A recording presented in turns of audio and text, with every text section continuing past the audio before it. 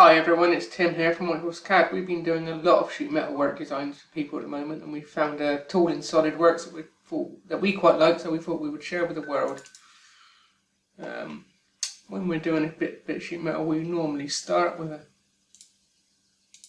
just a sketch on the top plane.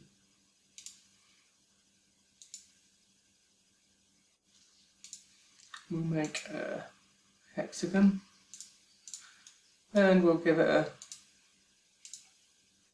measure of 150 mil.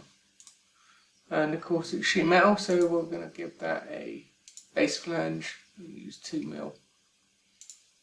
There we go. So the tool we're talking about today is the edge miter flange. Now for this we need to have a sketch on the end of a plane, so I'm just going to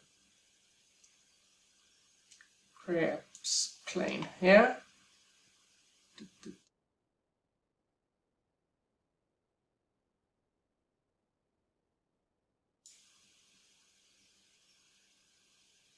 And we'll create a sketch on that plane. Hide it so it's not in the way.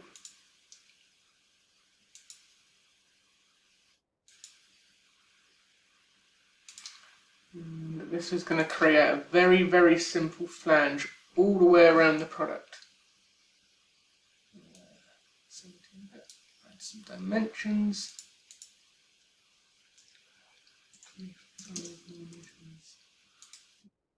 Horizontal.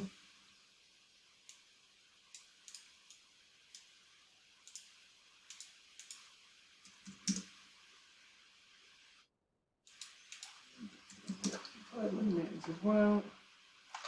There we go. So we'll exit the sketch and then we'll go to sheet metal, miter flange, and we'll choose a sketch. It's automatically highlighted that edge, and we can highlight all of the edges in order.